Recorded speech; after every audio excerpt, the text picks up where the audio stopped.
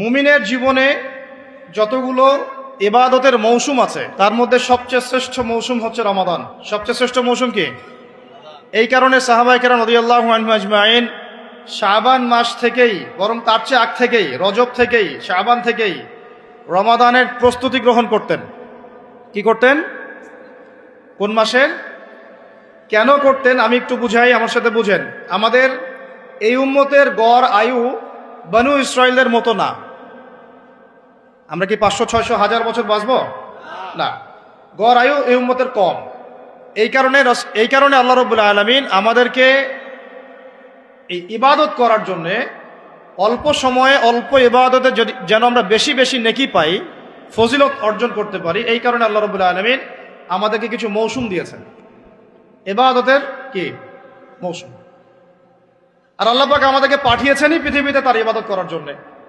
যেমন আল্লাহ পাক কি বলেছেন সূরা যারিয়াতের 56 নম্বর আয়াতে আল্লাহ পাক বলেছেন যে ওয়ামা খালাকতুল জিন্না ওয়াল ইনসা ইল্লা লিয়াবুদুন, আমি জিন জাতি আর মানব জাতিকে শুধুমাত্র আমার ইবাদত করার জন্যই সৃষ্টি করেছি।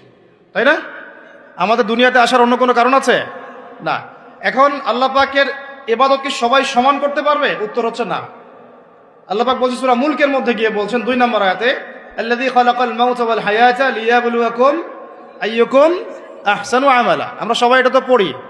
রাতের বেলা সূরা মুলক পড়েন, কে কে হাত তোলেন? মাশাআল্লাহ, হাত নামান।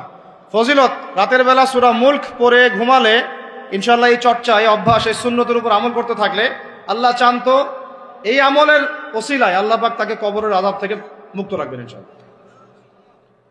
সূরা মুলকের এই 2 নম্বর আয়াতে আল্লাহ পাক বলেছেন যে তিনি সেই আল্লাহ যিনি মৃত্যু সৃষ্টি করেছেন, জীবন সৃষ্টি করেছেন। কেন দুনিয়াতে পাঠিয়েছেন? কেন? লিয়াবলুয়াকুম আইয়ুকুম আহসানু আমালা। তিনি দেখতে চান তোমাদের মধ্যে আমলে শ্রেষ্ঠকে।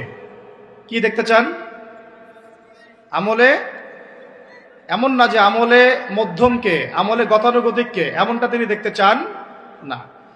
ক্লাসে যে ফার্স্ট হয় তার পড়াশোনা, তার পরিশ্রম, আর যে লাস্ট হয় তার পরিশ্রম কি সেম? যে টেনে টুনে পাস করে তার পরিশ্রম কি সেম? তাহলে আমরা বুঝলাম যদি আমাদেরকে ফার্স্ট হতে হয়, সেকেন্ড হতে হয়, থার্ড হতে হয়, টপ 10-এ থাকতে হয়, তাহলে আমাদের পরিশ্রমটাও কি করতে হবে? বেশি করতে হবে।